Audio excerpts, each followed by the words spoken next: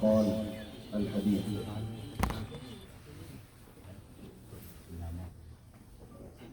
قرآن مجید کی ایک آیت میں نے پڑھی ہے اور نبی صلی اللہ علیہ وسلم کی ایک حدیث، اللہ تعالیٰ سے دعا ہے اللہ تعالیٰ صحیح طرح سے بات کہنے کی، سننے کی، سمجھنے کی اور پھر عمل کی توفیق عطا فرمائے۔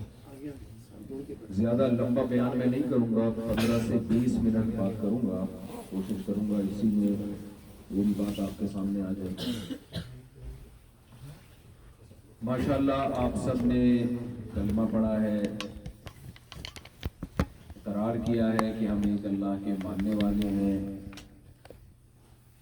ہم مانتے ہیں اس کائنات کو کسی نے بنایا، وہ ایک ہے، اس کا کوئی شریک نہیں ہے، لا الہ الا اللہ کا یہی مطلب ہے۔ اور دوسرا جزء واشہد ان محمدا عبدہ ورسولہ، میں گواہی دیتا ہوں کہ محمد صلی اللہ علیہ وسلم اللہ کے بندے اور اس کے رسول۔ بندگی کا پہلے اعتراف کرایا تاکہ شرک نہ پھیلے، لوگ محمد صلی اللہ علیہ وسلم ہی کی کہیں عبادت شروع نہ کر دیں،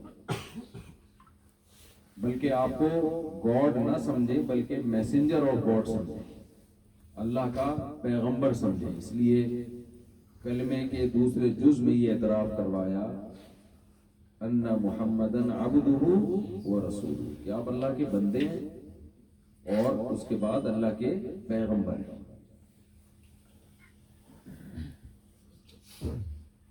یہ جب انسان اقرار کر لیتا ہے تو اس کے جو طرز زندگی ہے اس میں، اور وہ لوگ جو کلمے کو نہیں مانتے ان کی طرز زندگی میں بہت فرق آ جاتا ہے، 180 ڈگری پہ آ جاتے ہیں دونوں، کیونکہ دونوں کی منزل ہی چینج ہو جاتی ہے۔ میں تو چونکہ کراچی کا ہوں تو مثالیں کراچی ہی کی اکثر دیتا ہوں۔ آپ کراچی میں بس میں بیٹھے، ایک ٹریک ہے جو کوئٹہ کی طرف جاتا ہے، ایک ٹریک ہے جو پشاور کی طرف جاتا ہے۔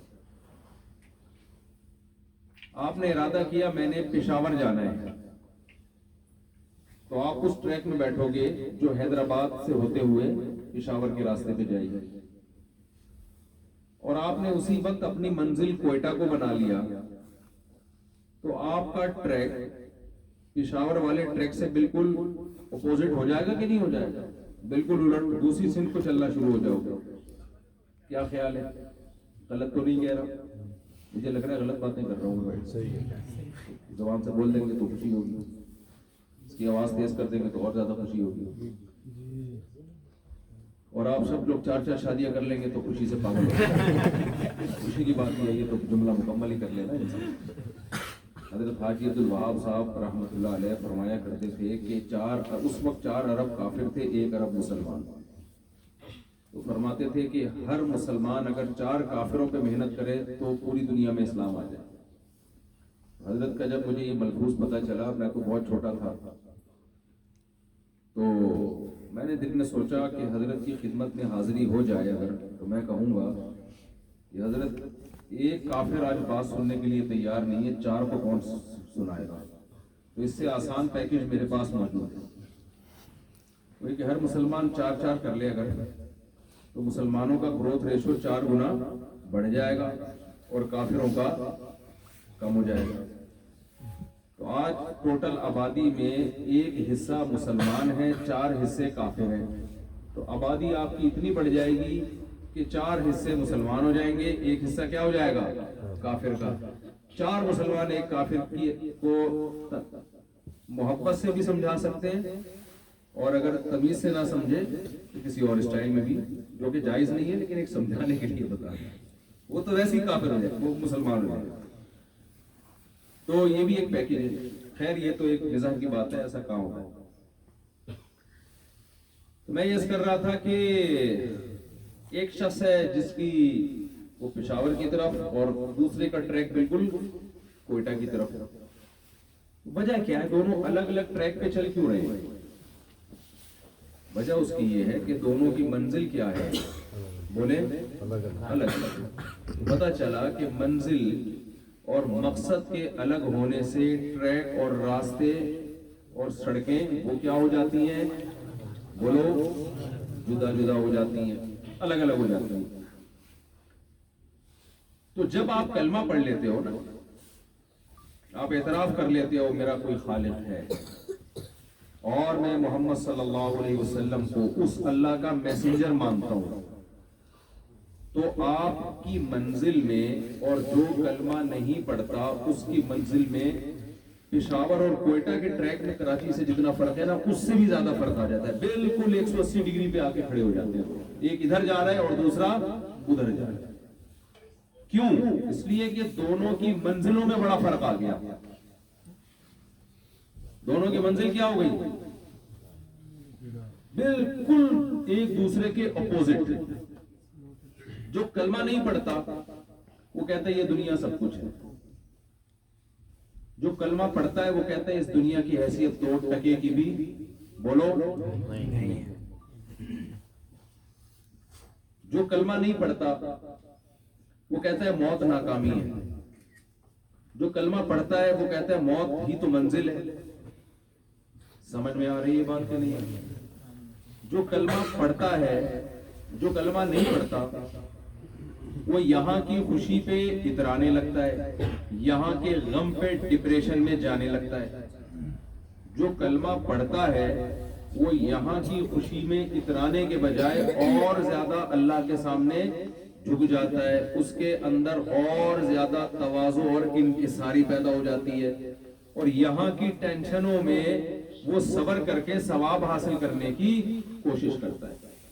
جو کلمہ نہیں پڑھتا وہ یہاں کی خوشیوں کو کامیابی اور یہاں کے غموں کو ناکامی سمجھتا ہے.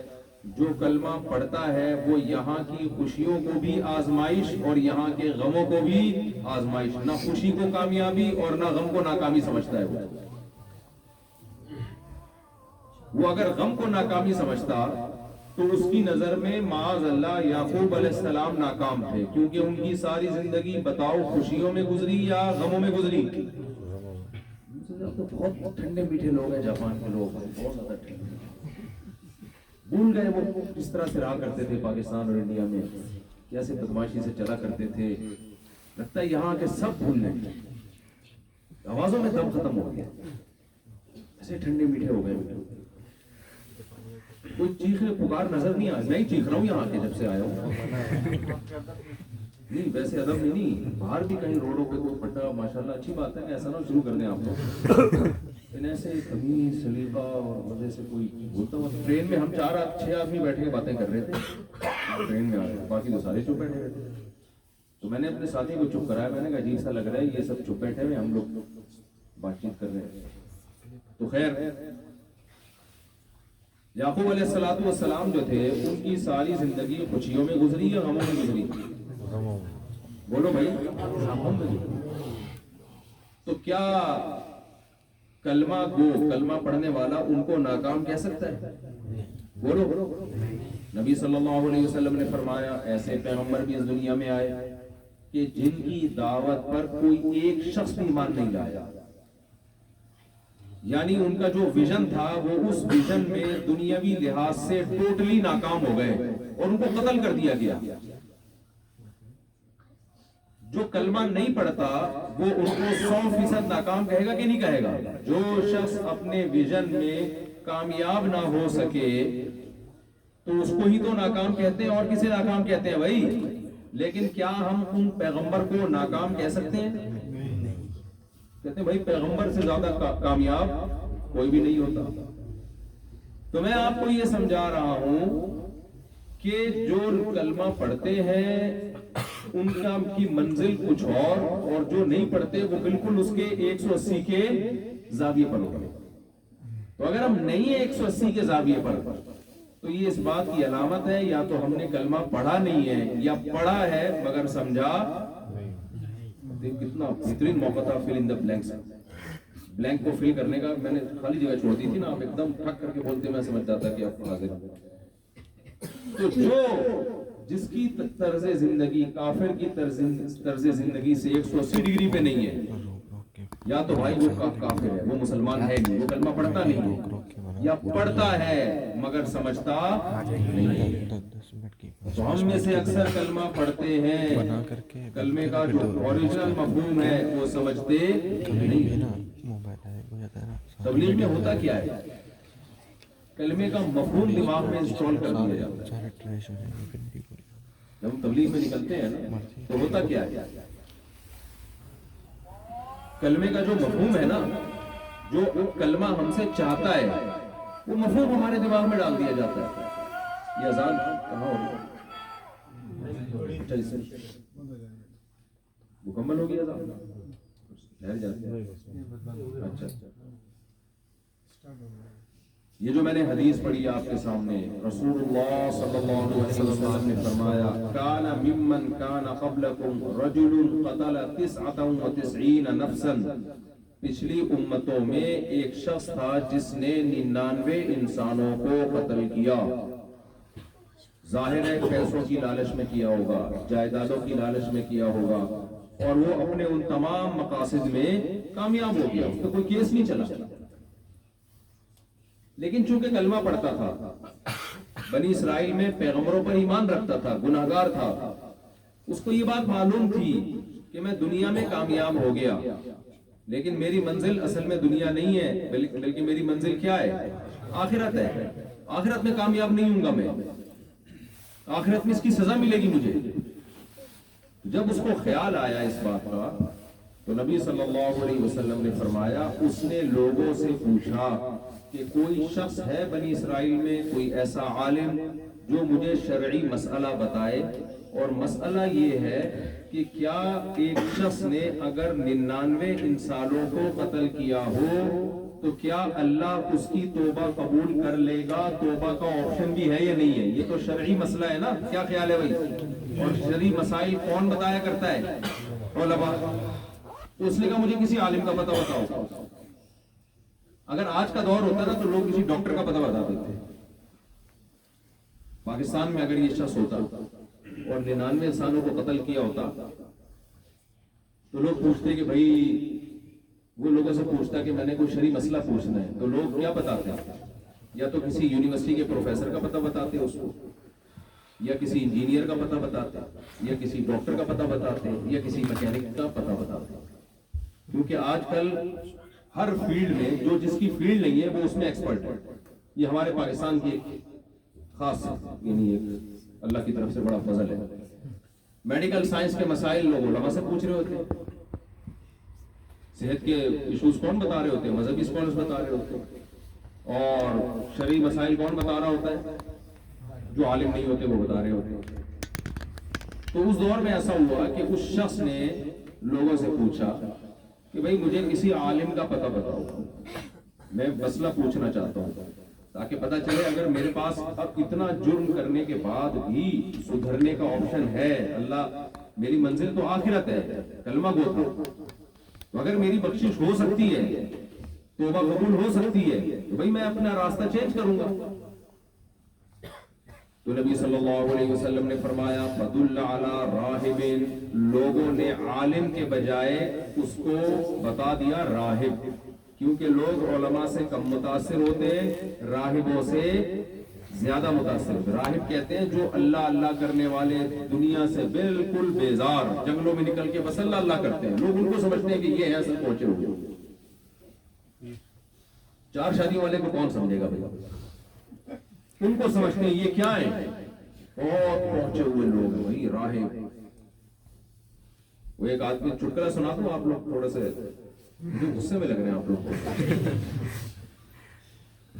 وہ ایک گاؤں کا دیہاتی آدمی تھا نا، اس گاؤں میں کوئی بزرگ نہیں تھا، اس گاؤں میں کوئی بزرگ نہیں تھا۔ کسی نے آ کے گاؤں والوں کو طنز کیا کہ تم لوگ کے گاؤں میں کوئی بزرگ ہی نہیں ہے۔ اس نے کہا ہم لوگ کے جو بزرگ ہیں نا وہ بہت بڑے ہیں، وہ چھوٹے موٹے بزرگ نہیں ہوتے، ہمارے یہاں بزرگ ہیں جو جنگل میں رہتے ہیں، صبح و شام اللہ اللہ کرتے ہیں، وہ تمہارے بزرگوں کی طرح نہیں ہے گاڑیوں میں بھی گھوم رہے ہیں اور لینڈ کروزر میں گھوم رہے ہیں اور دعوتیں بھی کھا رہے ہیں اور یہ بھی اور وہ بھی اور شادیاں بھی۔ ہم لوگ کا جو بزرگ ہے پھر وہ اسٹینڈرڈ کا بزرگ ہوتا ہے، چھوٹا موٹا بزرگ ہم لوگ بولو نہیں رہتے۔ ہمارے یہاں جنگل میں بہت ٹائٹ قسم کے بزرگ ہیں، دنیا چھوڑ دی انہوں نے۔ اس نے کہا چلو، وہ بزرگ تھا، وہ بیچارے کے پاس علم نہیں تھا نا، تو یہ انٹرویو لینے کے لیے کہا یار تمہارے بزرگ کے پاس میں جاؤ۔ جنگل میں گئے، اس بزرگ کے پاس دیکھا ایک بندہ ہے، رومال اوڑھا ہوا ہے، ہاتھ میں تسبیح، اللہ اللہ لگا ہوا ہے, دنیا سے بے خبر. انہوں نے جا کے سلام کیا بزرگ کی خدمت میں اور انٹرویو لیا کہ حضرت آپ یہ جنگل میں کیوں ہو؟ اس نے کہا میں دنیا چھوڑ دی ہے, سب کچھ مادہ پرستی ہے, کچھ بھی نہیں ہے, ادھر درختوں کے پتے کھاتا ہوں, یہ کرتا ہوں, بس ایسے. وہ بڑا متاثر ہوا کہ واقعی دنیا سے بے رغبتی تو آپ واقعی آپ سے بڑا کوئی بزرگ نہیں. جو انٹرویو لینے والا تھا چلتے چلتے اس نے بزرگ سے پوچھا کہ حضرت میرے ایک سوال کا جواب, آپ کو اس جنگل میں ڈر نہیں لگتا؟ اندھیرا بھی آتا ہوگا اور رات بھی. اس نے کہا ہم خدا سے نہیں ڈرتا ہے, اس اندھیرے سے کیا ڈرے گا, اس سے کیا ڈرے گا. انہوں نے کہا یار تمہارے گاؤں میں ایک ہی بزرگ نکلا, اس کا بھی کیا حال ہے, یہ حال ہے اس کا. تو گیٹ اپ دیکھ کے کسی سے متاثر نہیں ہونا چاہیے. تو لوگ چونکہ گیٹ اپ سے زیادہ متاثر ہوتے ہیں, تو لوگوں نے اس قاتل کو پتہ بتا دیا بجائے عالم کے ایک راہب کا, جو عیسائیوں کے بزرگ ہوا کرتے تھے. یوں سمجھ رہے ہیں عیسائی دور کی بات ہو رہی ہے. نبی صلی اللہ علیہ وسلم نے فرمایا فَأَتَاهُ فَقَالَ, وہ قاتل اس راہب بزرگ تھے, واقعی بیچارے بزرگ, ان کے پاس آیا اور کہنے لگا انہو قتل 99 نفسا فہل لہو من توبہ, بھائی میں نے 99 انسانوں کو قتل کیا ہے, کیا اللہ میری توبہ قبول کر لے گا؟ وہ راہب اللہ کی محبت میں دیوانہ تھا, اس کو غصہ آ گیا, غضب آ گیا. اس نے کہا بھائی ایک بندہ مارا ہو, 2 بندے مارے ہو, 3 مارے ہو, 4 مارے ہو, 5 مارے ہو, 6 کو 99, تیری توبہ قبول نہیں ہو سکتی. It isn't possible, یہ ناممکن ہے. جوش میں آ گئے نا وہ. اب عالم کا کام کیا ہوتا ہے بھائی, جو اللہ کا پیغام ہے وہ آپ پہنچاؤ, اپنے جذبات کو اس میں داخل بولو بتائی کر.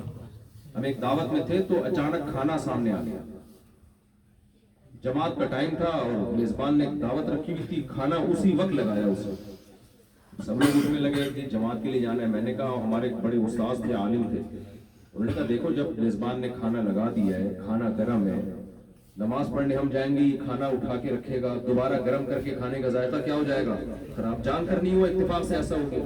تو نبی صلی اللہ علیہ وسلم نے ارشاد فرمایا اذا وضع العشاء فابدؤوا بالعشاء, جب نماز کا ٹائم ہو اور کھانا رکھ دیا جائے تو پھر کھانا پہلے کھا لو, نماز بعد میں. ہمارے وہ عالم تھے, انہوں نے مسئلہ بتایا لیکن نہیں, پھر بھی لوگ کہہ رہے نہیں ہم تو تکبیر اولا ہماری کبھی نکلی نہیں ہے, ہم نے تو جانا ہے. اس وقت مجھے یہ حدیث یاد آئی. دیکھو نبی صلی اللہ علیہ وسلم کی اجازت, انہوں نے حدیث بھی پیش کر دی, مسئلہ بھی بتا دیا, اب میزبان کا خیال نہیں کیا جا رہا. تو ایسے موقع پہ اللہ اس کے رسول کی تعلیمات کیا ہے, بھائی اب کس کا خیال کرو, میزبان کا خیال کرو, کھانا خراب ہو جائے گا. اور پھر حضرت مفتی تقی عثمانی صاحب نے ایک بڑی پیاری بات بتائی. فرمایا ایک دفعہ ہم بیٹھے ہوئے تھے, والد صاحب موجود تھے, اچانک کھانا سامنے آ گیا. تو ہم نے کہا پہلے ہم نماز پڑھتے اطمینان سے کھانا کھائیں گے. کہتے میرے والد صاحب نے کہا پہلے کھانا کھا لو, اطمینان سے نماز پڑھ لیں. سمجھ میں آ رہی ہے, نماز اطمینان سے ہونی چاہیے, ٹھیک ہے نا, نماز میں. کیونکہ اگر بھوک کے وقت کھانا چھوڑ کر آدمی چلا جائے تو نماز میں دل لگے گا اس کو تو یہی یاد آتا رہے گا وہ 2 ہی کوفتے پڑے ہوئے تھے پلیٹ میں, ایک تو وہ کھا لیا ہوگا, پتہ نہیں دوسرا میرے لیے چھوڑے گا کہ نہیں چھوڑے گا. اس لیے میں آپ سے کہتا ہوں بھائی یہاں پر مدرسے بناؤ. آپ لوگ جاپان میں ہو نا, یہاں کیا بناؤ, دینی مدارس بناؤ, علم کے لیے دینی مدارس, تزکیے کے لیے تبلیغ کے کام کو ترقی دو. یہاں پہ یہ جو میں نے حدیث پڑھی ہے نا, اس سے تبلیغ کی اہمیت بتانے کے لیے پڑھی ہے. دونوں چیزیں ضروری ہیں. اب دیکھو ہوا کیا, اب راہب جو تھا, جو بزرگ تھا, اس نے جب یہ قاتل کو کہا کہ 99 انسانوں کا تو نے قتل کیا ہے, تیری توبہ قبول نہیں ہو سکتی. اس نے کہا جب توبہ قبول ہی نہیں ہوگی تو 99 کی تکلف کی کیا ضرورت ہے, سینچری پوری ہونی چاہیے. کیا ہے جب لٹکنا ہی ہے آخرت میں, جانا ہی جہنم میں. وہ اٹھا اور اس راہب کو بھی قتل کر دیا بیچارے. اب اس راہب پتہ نہیں کہاں گیا ہوگا, اللہ کرے جنت میں گیا ہوگا, لیکن اس نے کیا کیا, اس راہب کو بھی قتل کر دیا. فَكَمُلَ بِهِ 100, حدیث میں آتا ہے, اور اس راہب کے ذریعے 100 انسانوں کا قاتل بن گیا ہوا. لیکن منزل اس کی کیا تھی, آخرت, کیونکہ کلمہ پڑھتا تھا. اس کو بار بار خیال آیا کہ میں نے 100 انسانوں کو مار تو دیا ہے, اس کی سزا کیا ہے؟ جہنم کی آگ. کیا برداشت کر لے گا تو؟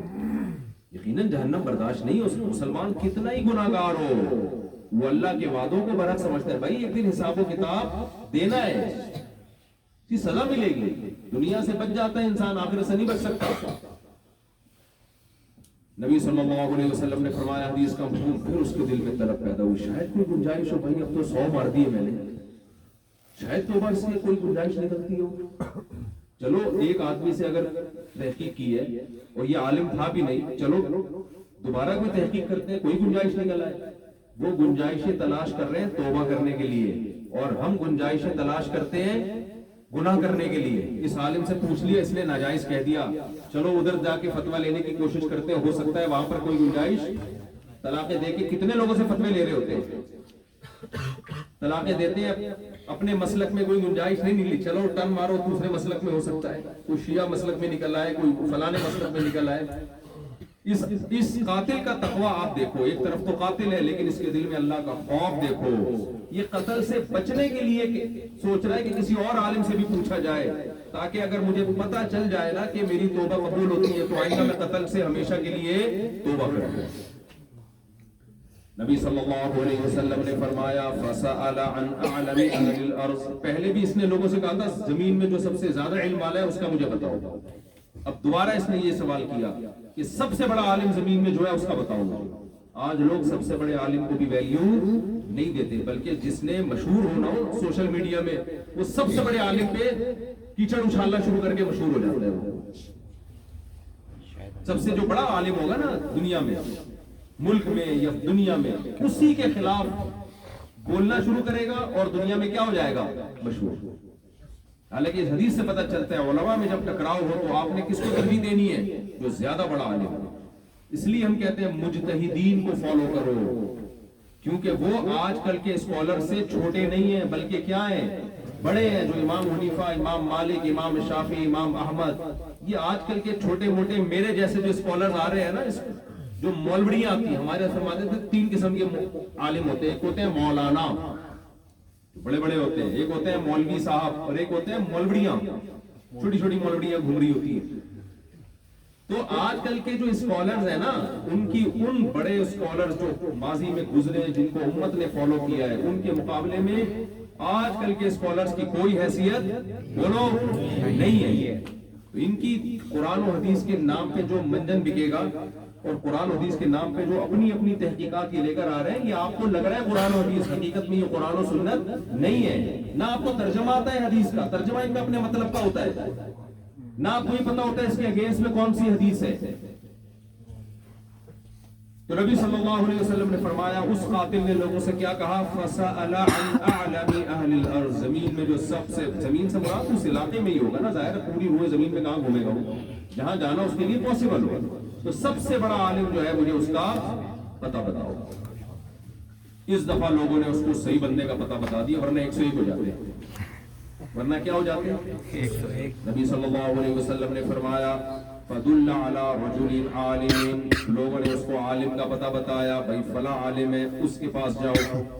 وہ عالم کے پاس آیا اور کہنے لگا إِنَّهُ قَتَلَ 100 نَفْسٍ فَهَلْ لَهُ مِن تَوْبَةٍ, میں نے 100 انسانوں کو مار دیا ہے, کیا میرا اللہ میری توبہ قبول کر لے گا؟ ایسا جذبہ تھا. دیکھو, کیا میں بھی جہنم سے بچ سکتا ہوں؟ میرے لیے ممکن ہے, کوئی آپشن ہے؟ وہ عالم کی علم دیکھو کیسی اللہ نے حکمت دی.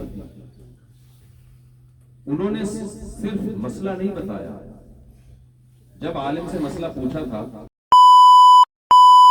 بس جاؤ, تم نے جو سوال پوچھا ہے وہ یہ ہے کہ توبہ قبول ہو سکتی ہے, جواب یہ کہ ہاں ہو سکتی ہے, چلو پتلی گلی سے نکلو, نیکسٹ بٹن دبائے جیسے ڈاکٹر کر رہے ہوتے ہیں.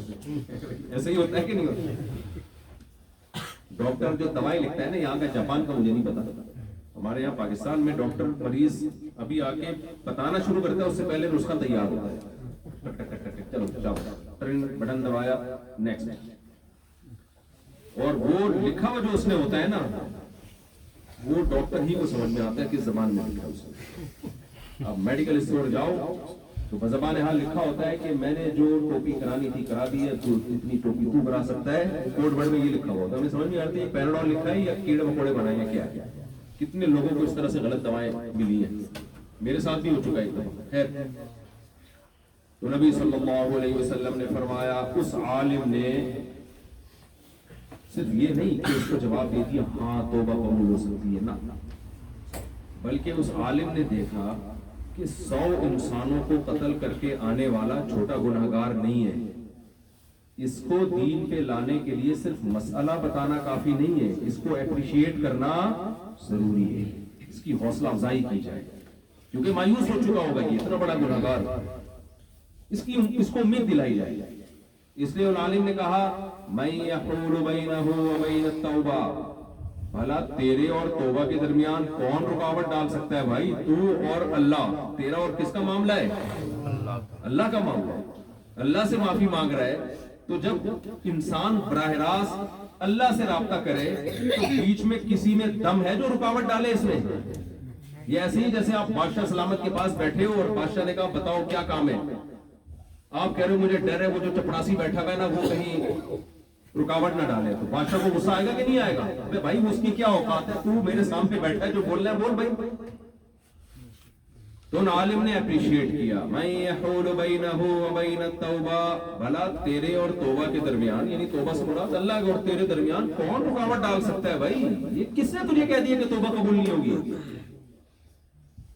تو مسئلہ بھی بتایا، ایک کام. نمبر 2 توبہ کی ترغیب بھی دی، اس کی امید جو نا امیدی اس میں پھیل چکی تھی اس نا امیدی کو ٹوٹلی مکمل طور پر ختم کرتا. اور تیسرا کام بڑا خاندانی کیا.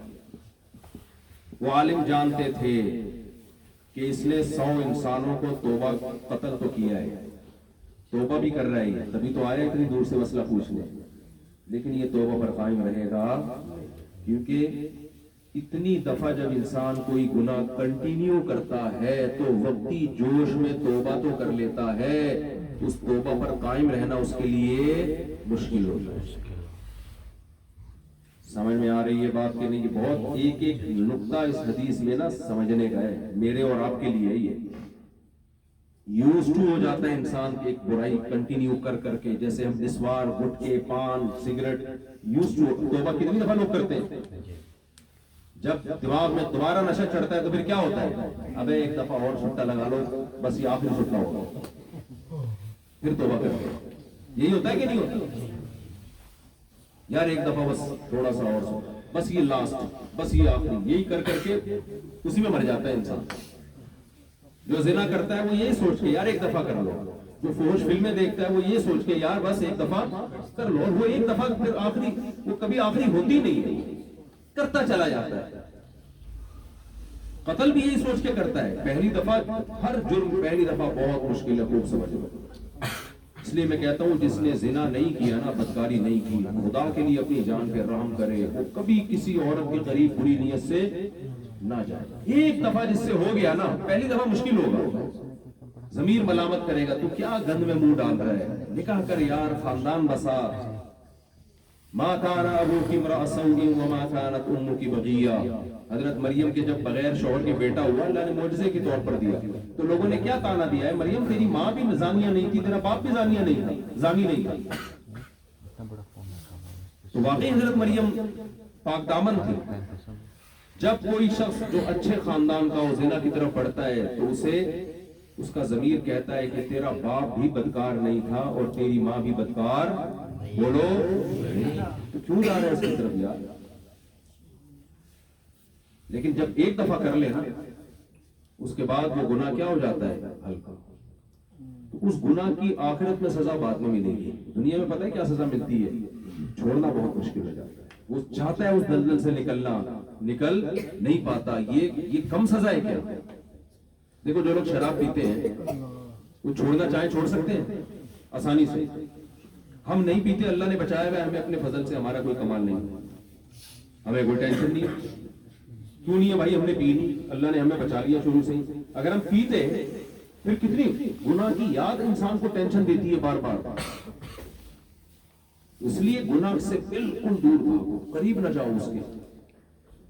تو نبی صلی اللہ علیہ وسلم نے فرمایا، ان عالم نے مسئلہ بھی بتایا کہ ہاں توبہ قبول ہوتی ہے، اس پہ حوصلہ افزائی بھی کی، اور تیسرا کام جو بہت خاندانی، جو اصل حدیث کا جو مقصد تھا نا، وہ یہ والا حصہ پیش کر رہا تھا کہ میں بتا کے بس بیان ختم کروں گا۔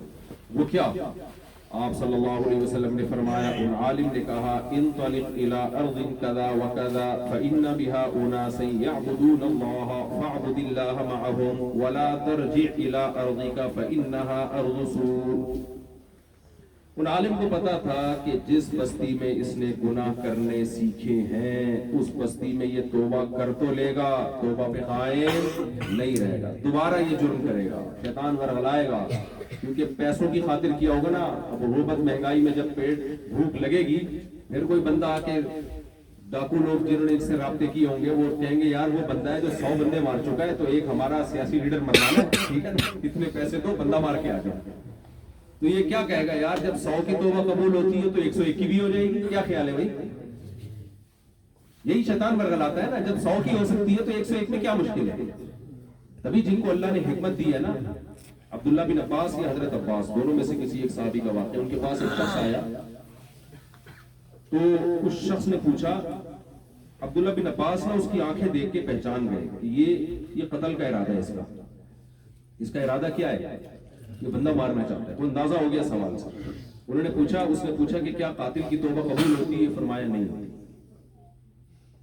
حالانکہ ظاہری لحاظ سے تو یہ غلط جواب ہے، توبہ تو ہر ایک کی قبول ہوتی ہے، لیکن مطلب یہ تھا کہ تیرے جیسا، یعنی اس کا ایک مفہوم بیان کرنا پڑے گا کہ تیرے عمل سے لگتا ہے کہ تجھے توبہ کی توفیق نہیں ملے گی، اس سینس میں قبول نہیں ہوتی، کچھ بھی تعویل کی جا سکتی ہے۔ تو ان عالم نے کیا کہا، بھائی جس جگہ پہ تو نے برائی سیکھی ہے وہ گروہ کی جگہ ہے، وہاں بات بات پہ لوگ بندہ قتل کر دیتے ہیں، تو اس علاقے کو چھوڑ لے، تیری توبہ قبول ہوگی۔ شرط کیا ہے؟ انطلق الى ارض کذا وکذا، اس زمین سے نکل کے فلاں فلاں شہر میں جا کے آباد ہو، فإن بها عبادا يعبدون الله فاعبد الله معهم، وہاں اللہ کے نیک بندے رہتے ہیں، وہاں جا کے تو اللہ کی عبادت کر انہی نیک لوگوں کے ساتھ، اور واپس اس زمین کی طرف پلٹ کر نہیں آنا، یہ برے لوگوں کی زمین ہے۔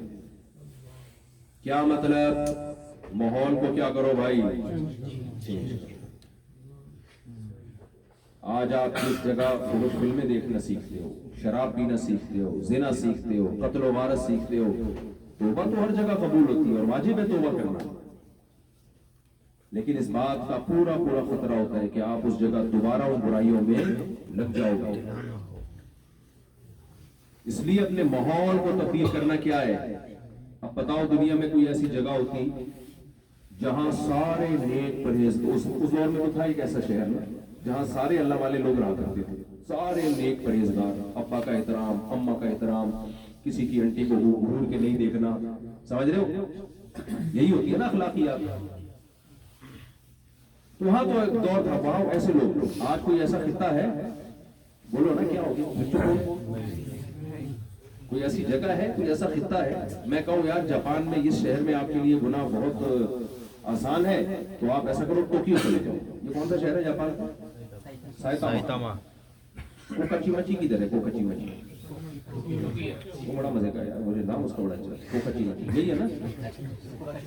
کوکاچی مچی، سوری، کوکا بنا دیا۔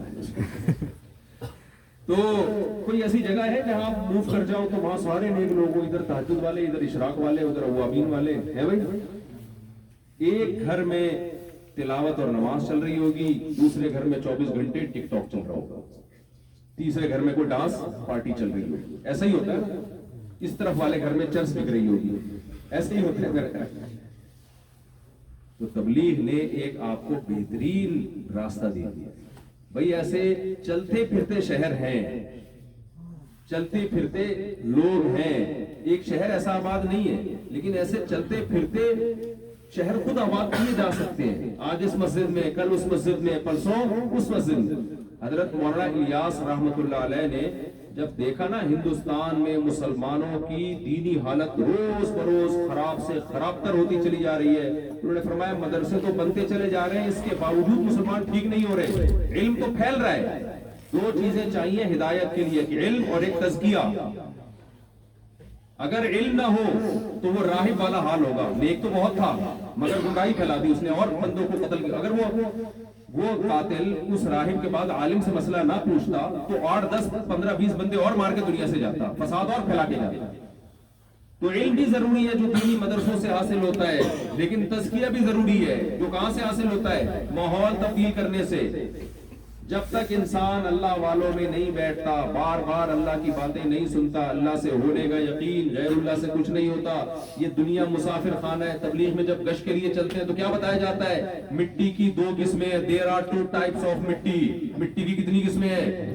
2 قسمیں۔ یہ لینڈ کروزر، کرولا اور یہ اتنے بڑی بڑی جو آج دنیا پاگل ہو رہی ہے ان چیزوں کے پیچھے۔ کسی کا 1000 گز کا بنگلہ دے گا، پاگل ہو گئے، اپنی گاڑی چھوٹی لگنے لگتی ہے کسی کی بڑی گاڑی کے مقابلے۔ یہی تو آج کل دنیا کی ٹینشن ہے، اور خودکشیاں کر رہے ہیں۔ سب کچھ ہوتے وہ بھی لٹک رہا ہوتا ہے کھمبے سے جا کے۔ سب کچھ ہے بھائی تمہارے پاس، دنیا کی ہر نعمت تمہارے پاس ہے، لیکن کیوں لٹک رہا ہے؟ اس لیے کہ اتنا نہیں ہے جتنا فلاں کے پاس ہے۔ اس ڈپریشن میں جا رہا ہے۔ ہمارے ایک دوست تھے، وہ مجھے کہنے لگے ایک تو اس بات کی ٹینشن ہے مجھے کہ میرے پاس پیسہ نہیں ہے، دوسری ٹینشن اس بات کی کہ دوسروں کے پاس کہاں سے آ رہا ہے، یا تو ان کے پاس بھی نہ ہوتا۔ اس ٹینشن میں، اور جس کو اللہ نے دے دیا وہ اپنے سے بڑے کو دیکھ رہا ہے۔ اور ایک چیز تو سب میں کامن ہے، وہ کیا ہے؟ جب دولت آتی ہے تو اکثر دولت عمر کے اس حصے میں آتی ہے جب آپ کی جوانی ڈھلکنا شروع کرتی ہے۔ بالکل وہی حالت ہو جاتی ہے کہ جب دانت تھے تو بادام کھانے کے پیسے نہیں تھے، اور جب بادام کھانے کے پیسے آئے تو چبانے کے دانت شورٹ ہو گئے۔ دھلکنا شروع ہو جاتی ہے جوانی۔ آدمی کہتا ہے یار یہ 18 سال میں پیسے ملتے تو فائدہ بھی تھا، اور 18 میں ملتے نہیں، عام طور پہ نہیں ملتے، اور مل جائیں تو وہ اور زیادہ عذاب میں زندگی گزرتی ہے، کیونکہ جو سکون سے تھوڑا ٹائم گزر گیا نا وہ نشوں میں گزر جاتا ہے۔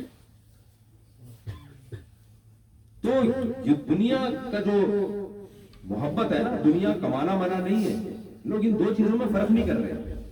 تبھی ہماری کبھی گاڑی میں تصویر آ جائے نا، ہیلی کاپٹر میں تصویر آ جائے، لوگ کہتے ہیں ایک طرف یہ ممبر پہ بتاتے ہیں دنیا مسافر خانہ ہے، خود جاپان میں پتہ نہیں کیا کرنے گئے، فرانس کی فراری میں گھوم رہے ہیں۔ بھائی دنیا رکھنے پر پابندی نہیں ہے، مٹی سمجھ کے رکھو، مٹی سمجھ کے۔ تو تبلیغ میں یہ بتایا جاتا ہے کہ بھائی مٹی کی کتنی قسمیں ہیں؟ 2 قسمیں، ایک کھڑی مٹی اور ایک پڑی مٹی۔ یہ جو بلڈنگ ہے کھڑی مٹی کو تھوڑا سا ڈیزائن دے کے کھڑا کر دیا، باقی ہے مٹی بھائی، ایک دھماکہ آئے گا ختم، دھول مٹی بن جائے گی۔ تبھی تو قرآن کہتے ہیں پہاڑوں سے زیادہ تھوڑی تمہاری بلڈنگیں اوپر جا سکتی ہیں۔ اللہ ایک اس قیامت کا جو ایک سور ہوگا نا، ایک آواز ہوگی، اس سے کالعہن المنفوش، روئی کے گالوں کی طرح اڑ رہے ہوں گے یہ پہاڑ۔ نبی صلی اللہ علیہ وسلم نے ایک مردہ بکری کے بچے کو کچرے پہ دیکھا پڑا ہوا، بکری کا بچہ، وہ بھی سڑا ہوا، مرا ہوا، کتنا گندا ہوتا ہے۔ آپ صلی اللہ علیہ وسلم نے فرمایا تم میں سے کوئی ہے جو اس کو 1 درہم یا 2 درہم میں، او کما قال صلی اللہ علیہ وسلم، یہ خریدے؟ صحابہ نے کہا یا رسول اللہ تو مفت میں بھی لے کے جائے گا۔ آپ نے فرمایا اللہ کی نظر میں دنیا کی ویلیو اس سے بھی کم۔ تو کیوں ڈپریشن میں جا رہے ہو اپنے اوپر مسلط کر کر کے؟ یہ کافر کے ٹینشن ہے بھائی، یہ مسلمانوں کی ٹینشن ہے نہیں ہے۔ تبھی تو ان کے پاس سب کچھ ہو کے بھی خودکشیاں کر رہے ہیں۔ ہمارے یہاں تھوڑا سا دیکھو، یہ وہ والا جو ہم لوگ کا ماحول ہے ان کو دے دو۔ جس گلی میں کراچی میں رہتا ہوں، اپنے خرچے پہ کئی بار گٹر صاف کروایا ہے، اپنے خرچے پہ، حالانکہ ہم ٹیکس پورا دیتے ہیں، میں فائلر ہوں، پورا ٹیکس دیتا ہوں، اپنے خرچے پہ کئی بار گٹر صاف کروایا ہے۔ ابھی جاؤں گا تو میرے استقبال میں ابل رہا ہوگا، مجھے پتا ہے، کیونکہ بہت عرصے سے صاف نہیں ہوا، میں جاؤں گا تو ابل کے میرا استقبال کر رہا ہوگا۔ میں 1 ہفتے تک جب بھی کسی سعودی عرب سے آؤں یا عرب کنٹری سے یا کسی بھی یورپ وغیرہ سے کہیں سے بھی نا، 1 ہفتے تک میں اسٹریس میں رہتا ہوں کراچی میں، کیونکہ وہ جو ہم نے صفائی کا ماحول دیکھا ہوتا ہے نا، 1 ہفتے تک وہ گندگی برداشت نہیں ہوتی، لیکن مجھے پتا ہوتا ہے 1 ہفتے کی ٹینشن ہے، اس کے بعد کیا ہو جائے گا، انجوائے کریں گے ہم لائف۔ مجھے ایک لطیفہ یاد آتا ہے، وہ بہو، ایک خاتون کی لڑکی کی شادی ہوئی بھنگیوں میں شادی ہو کے وہ گئی نا، تو اپنی ساس سے کہہ رہی ہے کہ مجھے دیکھ میرے آنے کی برکت۔ 1 ہفتے بعد کہتی ہے جب میں آئی تھی نا تو بدبو تھی اس گھر میں، 1 ہفتہ ہوا بدبو ختم ہو گئی، یہ میری برکت۔ اس نے کہا کم بخت یہ تیری وجہ سے بدبو ختم نہیں، تو بدبو کی عادی ہو گئی ہے، کیونکہ میں جب آئی تھی نا تو مجھے بھی 1 ہفتے تک بدبو آئی تھی، اس کے بعد کیا ہو گیا تھا، بدبو کیا ہو گئی تھی، ختم ہو گئی۔ تو 1 ہفتہ تک ٹینشن رہتی ہے جب بھی کہیں دوسرے کنٹری سے آؤ نا تو بہت مصیبت ہو جاتی ہے، خاص طور بارشوں میں تو بہت ہی زیادہ ہوتا ہے۔ تو مجھے آپ بتاؤ اگر یہ جاپانیوں کو یہ دے دیا جائے نا تھوڑے دنوں کے لیے وہ ماحول، یہ برداشت کر لیں گے 1 ہفتہ کہ چلو 1 ہفتے میں یوز ٹو ہو جائیں گے؟ نا، اس سے پہلے یہ اپنے آپ کو شاید ٹینشن سے مار چکے ہوں گے۔ جو غربت مہنگائی ہمارے ملک میں چل رہی ہے، جو حالات چل رہے ہیں، قتل و غارت، پرسوں کسی عالم کو شہید کر دیا، کوئی سیاسی لیڈر شہید ہو رہا ہے، کبھی فلاں پہ حملہ، کبھی فلاں پہ حملہ، ان حالات کے باوجود بھی اتنی خودکشیاں نہیں ہیں۔ تھوڑا بہت مذہب بچ گیا جس کے یہ اثرات ہیں، تھوڑا بہت اللہ رسول کا تصور رہ گیا جس کے یہ اثرات ہیں۔ تو کافر دنیا کو مقصد بناتا ہے، یہی وجہ، اور دنیا کا اصول پتہ ہے کیا ہے؟ دنیا کا نبی صلی اللہ علیہ وسلم نے اصول بتایا کہ اگر کوئی دنیا کو ہدف بنا لے، ہدف نہ بنائے پھر تو ٹھیک ہے، ہدف آخرت کو بنائے، کمائے دنیا، منزل نہ بنائے۔ اب آپ کہہ سکتے ہو منزل بنائے بغیر کمائے گا کیسے؟ بھائی آپ پشاور جا رہے ہو، منزل آپ کی ہے کہ پشاور پہ اتروں گا میں، تو راستے میں اچھا سفر کرنا چاہتے ہو کہ نہیں چاہتے؟ آپ چاہو گے بھائی بزنس کلاس میں سفر کروں، ٹائم پہ مجھے اچھا کھانا مل جائے، تو یہ مسافر خانہ ہے۔ آپ یہاں چاہو کہ میرا گھر اچھا ہو، میرے کپڑے اچھے ہو، میرے جوتے اچھے ہو، میری خوراک اچھی ہو، ٹھیک ہے، لیکن ہدف تھوڑی بنانا ہے۔ ہدف بنانے کا مقصد پتہ ہے کیا ہے؟ آپ نے جو ٹرین میں سفر کر رہے تھے وہ ڈبہ خرید لیا اور آپ نے کہا بس سارا سرمایہ ادھر ہی جھونک دو، یہاں کا اے سی بھی ٹھیک ہونا چاہیے اور اسپرے بھی کر رہے ہو، اور بس اسی کو پھر جب پشاور اسٹیشن پہ گاڑی رکی ہے تو میری سیٹیں میں کیسے چھوڑ کے جاؤں اپنی برتھ کو، اور یہ کھڑکی کتنی پیاری ہے، اور وہ کہاں گیا، وہ جو بٹن دبا کے بریانی لے آیا کرتا تھا وہ کہاں گیا؟ تو لوگ کہیں گے تو پاگل ہے بھائی، تو سفر کو تھوڑا سا انجوائے کر لیتا، یہ ہے تو سفر نا، دل لگانے کی جگہ تھوڑی ہے۔ تو ان کافروں نے بیچاروں نے کیا کیا میرے بھائی؟ اسی مسافر خانے کو کیا بنا لیا؟ منزل۔ مسلمان مسافر خانے سے دل بولو نا نہیں لگاتا، اس کو منزل نہیں بناتا۔ تو انہوں نے جب منزل بنا لیا تو پھر نبی صلی اللہ علیہ وسلم کی حدیث ہے، لو کان لابن آدم وادیا من ذهب، لو ان لابن آدم وادیا من ذهب احب ان يكون له وادیان۔ نبی صلی اللہ علیہ وسلم نے فرمایا ابن آدم، اس سے وہ ابن آدم وہ انسان مراد ہے جو اس دنیا کو مقصد بناتا ہے۔ آپ صلی اللہ علیہ وسلم نے فرمایا کہ ایسے شخص کو اگر سونے کا ایک جنگل دے دیا جائے دولت کے طور پر، ہم کیا سمجھتے ہیں کہ وہ خوش ہو جائے گا کہ اب مجھے مزید کی ضرورت نہیں ہے؟ نہ، فرمایا کہ اس کی خواہش ہوگی کاش ایسے 2 جنگل میرے پاس ہوتے، 2 وادیاں میرے پاس ہوتی۔ وادی کہتے ہیں پہاڑوں کے بیچ میں، سونا بھر کے دے دیا جائے نا۔ تو سوئٹزرلینڈ میں ہوا کیا ہے؟ سوئٹزرلینڈ تو دنیا کے خوشحال ترین ملکوں میں سے ہے، ہم اور آپ تو وہاں کی نیشنلٹی کا سوچ بھی نہیں سکتے۔ کیا خیال ہے بھائی، کوئی سوچ سکتا ہے؟ ہمارے سیاسی لیڈروں کو نہیں ملتی وہاں کی نیشنلٹی، جن کے پاس اربوں خربوں روپے ہیں ان کو نہیں ملتی۔ ہم اور آپ کس کھیت کی مولی ہیں؟ کمال کی بات ہے کہ جس ملک کی نیشنلٹی کی اتنی ویلیو، جہاں ٹینشن کے علاوہ سب کچھ، سوئٹزرلینڈ میں اگر آپ ٹینشن تلاش کرنے جاؤ گے لوگ کہیں گے یہاں ٹینشن، بولو کوئی ٹینشن نہیں، ساری سہولتیں اعلیٰ درجے کی پوری ہو رہی ہے۔ کمال کی بات ہے کہ خودکشی سب سے زیادہ کہاں ہو رہی ہے؟ سوئٹزرلینڈ میں۔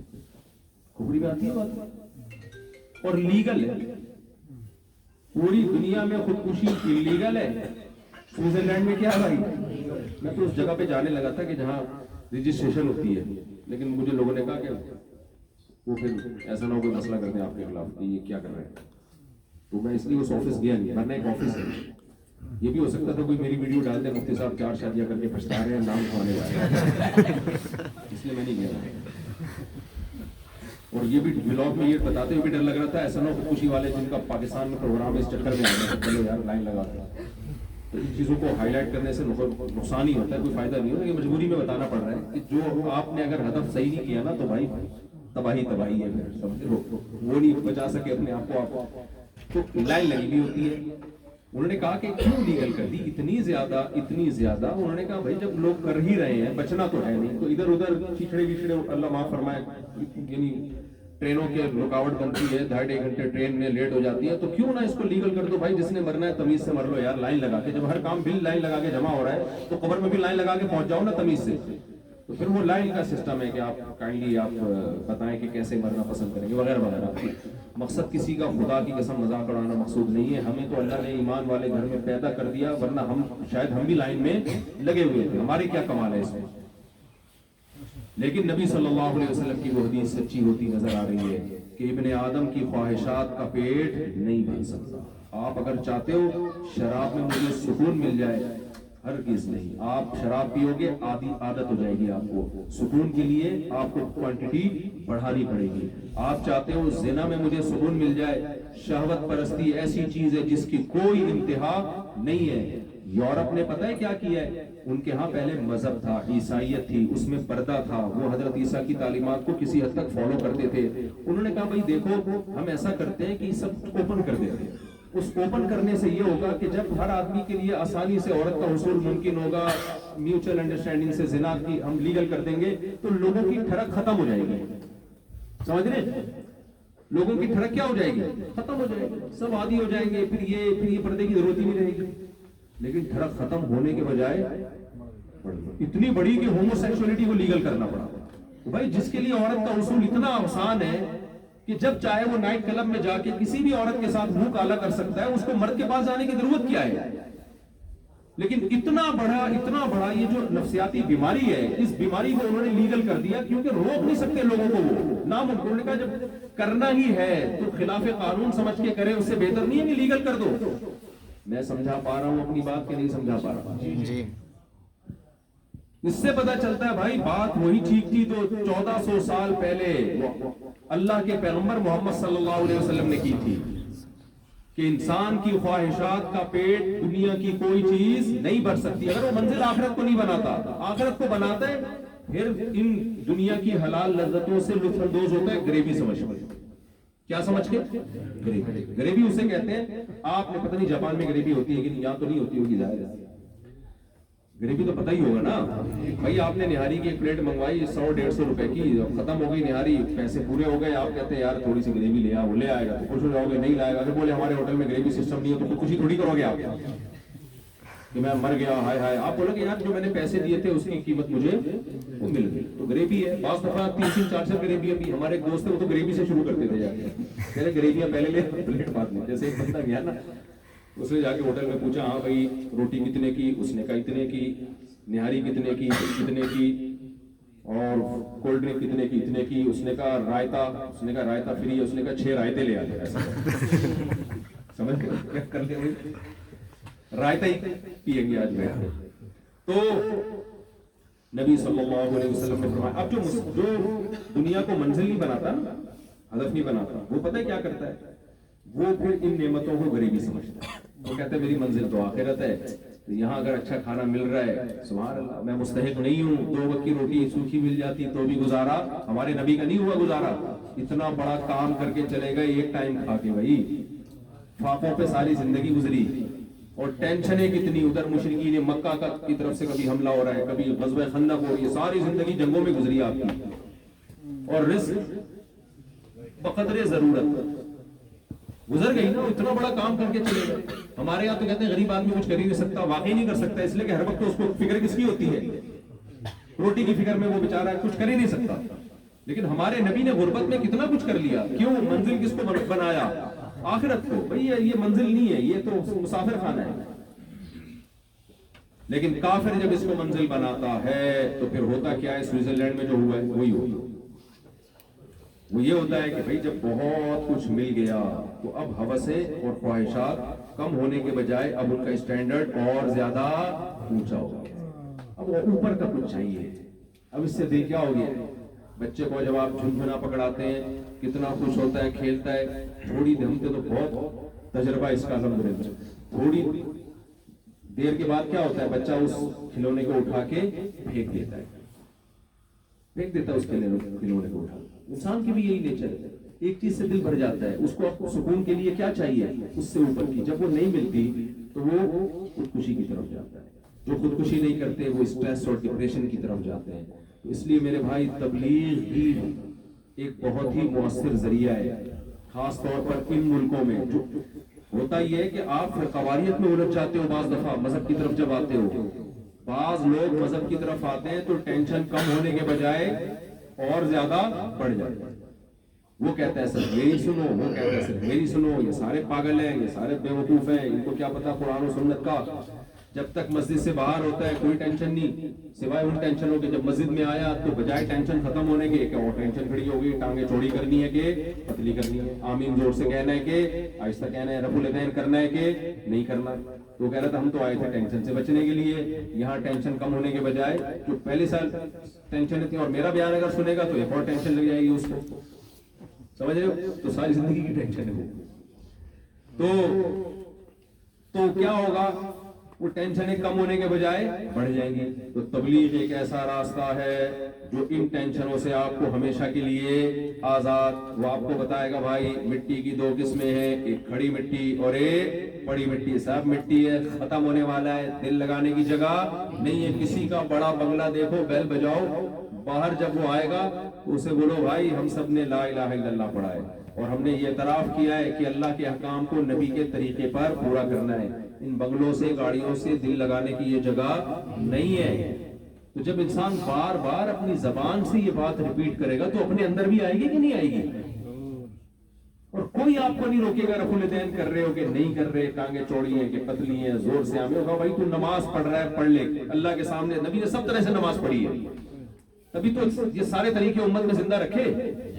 اس میں غلط وہ نہیں ہے جو رفع الیدین کر رہا ہے، نہ وہ غلط ہے جو رفع الیدین نہیں کر رہا. غلط وہ ہے جو ایک رائے پہ اڑ کے دوسرے کو برا بھلا کہہ رہا ہے، وہ غلط ہے. دونوں طریقے ثابت ہیں. ہمارے حضرت کے پاس کسی کا فون آیا، اس نے کہا اس بندے نے میرا دماغ کاٹا ہوا ہے کہ امام کے پیچھے فاتحہ پڑھنا ضروری ہے. میں کیا کروں؟ حضرت نے شارٹ جواب دیا کہ اس سے بولو کہ صحابہ میں کچھ ایسے تھے یا نہیں تھے جو فاتحہ نہیں پڑھتے تھے امام کے پیچھے. انہوں نے کہا ہاں بھائی تھے. تو انہوں نے کہا جب ان کی ہو جاتی تھی نا تو ہماری بھی ہو جائے گی. اس سے کیسے ہوتی ہے صحابی کی نماز ہی نہ ہو رہی ہو؟ شارٹ جواب دیا کہ نکلو اس بحث سے. تو بھائی جیسے وہ 100 انسانوں کا قاتل جب گیا ہے اللہ والوں کی صحبت میں جا کے رہا بھی نہیں. حدیث میں آتا ہے وہ جب گیا ہے تو آدھے راستے میں موت آ گئی، لیکن اللہ نے اس کو ابھی توبہ کی نہیں ہے، توبہ کے ارادے سے نکلا ہے کہ وہاں جا کے توبہ کرو. لیکن اللہ کے دفتر میں یہ توبہ ہو گئی. یہ آپ کا جو کام تھا آپ نے کر دیا. اگر وہ نہ جاتا نا، وہ کہتا ہے ٹھیک ہے میں نام ابھی لکھواتا ہوں اور اگلے سال انشاءاللہ میرا ارادہ ہے 30-40 بندے اور مار دوں، تھوڑا سا موٹا باقی ہے. تو جب فلاں جگہ جانا ہی ہے میں نے تو وہاں جا کے پھر میں کیا کر لوں گا؟ توبہ کروں. ابھی 30-40 تک ایک وہ کسر باقی رہنے دیں. ابھی 2-4 بڑے بڑے لوگ رہ گئے ہیں خاندان کے جنہوں نے ٹینشن دی ہوئی ہے، ان کو میں ایک دفعہ مار دیتا ہوں. جب توبہ کرنی ہے، کیونکہ لوگ جب میں تبلیغ کی ترغیب دیتا ہوں نا بھائی تھوڑا 40 دن لگا لو، 4 مہینے لگا لو، تو بعض نوجوانوں کے دل میں خیال آتا ہے اچھا جب ٹائم لگانا ہی ہے تو پھر ہاتھ طبیعت سے عیاشی کر لو، پھر جب تبدیل ہونے کا ٹائم ہوگا نا تو اس وقت انشاءاللہ ہم جماعت میں نکلتے ہیں. بھائی موت کا کوئی بھروسہ نہیں ہے، موت کا کوئی بھروسہ. میرے پاس سب سے زیادہ ٹینشن پتہ ہے کب ہوتی ہے؟ جب کسی غیر مسلم کا فون آئے اور کہے کہ کلمہ پڑھنا چاہتا ہوں. مجھے یہ ٹینشن ہوتی ہے اگر میں نے اس کو کل کا ٹائم دیا اور یہ مر گیا تو اس کا تو بنے نہ بنے، میرا کیا بنے گا؟ یہ سب سے زیادہ میرے دماغ میں مسلط ہو جاتا ہے. کل کا ٹائم دیتے ہوئے میری روح کانپتی ہے یار. اگر وہ کہہ رہا ہے اور میں بولوں کہ کل، تو میرا کیا بنے گا؟ تو یہ بڑا مسئلہ ہوگا. میرے لیے بڑی ٹینشن ہوتی ہے اس کو ایسے موقع پہ. تو بھائی کل کا ٹائم کسی نے نہیں دیکھا، اس لیے آپ لوگ غیر مسلم ملک میں رہتے ہو، یہاں آپ کے لیے گیدرنگ ضروری ہے. تبلیغ والوں کے پاس بیٹھا کرو. شروع میں بوریت ہوتی ہے، بوریت اس لیے ہوتی ہے کہ کوئی پھڈے کی باتیں نہیں. ہم لوگ تو آدمی، جیسے مجھے جاپان میں بہت زیادہ بوریت ہوتی ہے. نہ کوئی سیاسی لیڈر کسی کو گالی دے رہا ہے، نہ کوئی دوسرے پہ ٹانگیں کھینچ رہا ہے. پتہ نہیں یہاں الیکشن ہوتے بھی ہے کہ نہیں ہوتے؟ ہوتے ہیں کیا؟ ہوتے ہیں. بڑے چلتے ہیں تمیز سے یار. اپوزیشن بھی ایسے احترام کے ساتھ اگلے کو وہ کہے گا کہ میرا نمبر تھا، مجھے آنا چاہیے تھا، لیکن چلو آپ آ گئے. ہمارے یہاں ایسے نہیں ہوتا. ہمارے یہاں ہر دفعہ دھاندلی ہوتی ہے جب اپوزیشن نہ آئے اور مخالف پارٹی آ جائے تو اس دفعہ دھاندلی ہوئی ہے ان کی نظر. اور جب یہ آئیں گے تو ایمانداری سے آئیں اور وہ کہیں گے کہ دھاندلی ہوئی ہے. تو بس یہی گھومتا جا رہا ہے ہمارے ملک. تو آپ کو پتہ ہے اللہ تعالیٰ ہمارے ملک کی حفاظت کرے. تو ہم نے تو وہیں جانا ہے بھائی, ہم نے تو وہیں رہنا ہے, وہیں دفن ہونا ہے. ہم پوری کوشش کریں گے پاکستان کے حالات ٹھیک ہو جائیں گے. لیکن آپ لوگوں کے لیے سب سے بڑا چیلنج یہاں پر اپنے ایمان کی اور اپنے عمل کی اور اپنی اولادوں کی حفاظت ہے. تو اگر آپ تبلیغ والوں سے جوڑ کے رکھو گے, تھوڑا سا بیٹھ جایا کرو گے, اللہ کی بات سن لیا کرو گے, جتنا اللہ ہمت دے. میں یہ نہیں کہہ رہا ایک دم آپ یو ٹرن لے کے بہت ہی کوئی ایک دم بلندیوں پہ پہنچ جاؤ. تھوڑا تھوڑا ٹچ میں رہو, تھوڑا تھوڑا جڑتے رہو, تھوڑا گیدرنگ میں رہو, آ کے بیٹھ جایا کرو. انشاءاللہ آہستہ آہستہ آہستہ آہستہ وہ قاتل نے تو یو ٹرن لے کے ایک دم نیک بن گیا تھا, اللہ نے بھی اس کو دھکا دے کے جنت میں بھیج دیا. ہم رڑتے ہی چلے جائیں تو بھی کیا ہے, رخ تو سیدھا کر لینا, رخ تو سیدھا کر لینا. ابھی تو ہمارا رخ ہی ٹھیک نہیں. ابھی تو یہاں کی جو ینگ جنریشن ہے وہ دولت, عیاشی, شراب, کباب, ان چیزوں کو اصل ہدف بنا رہی ہے. کتنے یہاں فیملیز ایسی ہیں جن کے بچے ہاتھوں سے وہ خود عیاشی میں پڑے ہوئے تھے, بچوں کی فکر نہیں کی. تو بڑھاپے میں کیا بڑھاپا گزرے گا یار تمہارا, پڑے ہوئے ہوگے, کہیں مر جاؤ گے, بدبو آئے گی, پتہ چلے گا کہ جی یہاں بھی کوئی بوڑھا مرا ہوا پڑا ہے. اس لیے اپنے آپ کو بھی جہنم سے بچاؤ, اپنے گھر والوں کو بھی جہنم سے بچاؤ. کچھ اللہ رسول کی بات سنا کرو, ماحول تبدیل کرو, مسائل علماء سے پوچھو. اور فضائل اور تزکیہ جو ہوتا ہے وہ ایسی جگہوں پر ہوتا ہے جہاں اللہ رسول کی باتیں ہی کی جائیں, جہاں دنیا کی نفی کی جائے. اللہ تعالیٰ ہمیں سمجھنے کی, عمل کی توفیق عطا فرمائے. یہ تشکیل آپ ٹھیک ہے. یہ تشکیل بھائی ہمت کرو, شاباش. دیکھو ارادہ کرو, یہ کوئی ارادے پہ پولیس نہیں آئے گی آپ کے گھر میں. ایسا نہیں ہوگا جس نے نام لکھوایا تو پھر وہ ایف آئی آر کٹے اس کے خلاف. ماشاء اللہ زبردست.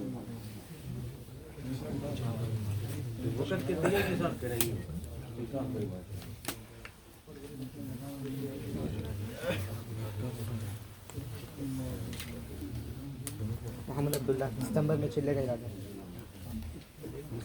بعد میں چلا جی دوبارہ شروع کیا نا, چلے کی جماعت اپریل میں انشاءاللہ. چلے کی جماعت اپریل. ماشاء اللہ زبردست ہو گیا. ہمارا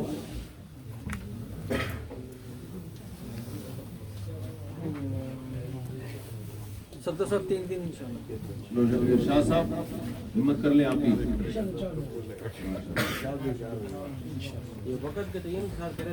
اپنے بیٹے کو بھی لگے, یہ جو بیٹا پیچھے حمزہ,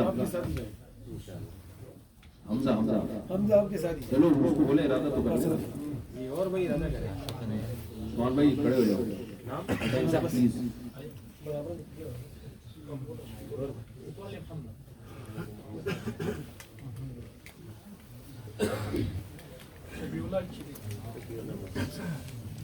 یہاں تو بہت ضروری ہے بھائی, یہاں بہت ضروری ہے. اپنے بچوں کو وقت لگوانے سے.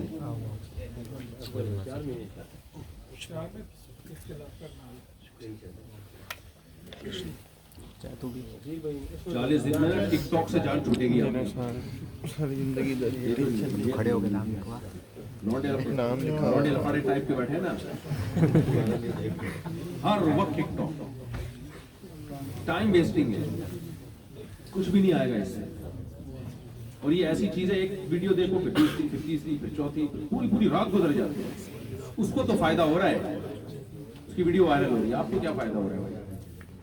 کچھ کسی اور زندگی میں بھی تو جا کے دیکھو نا.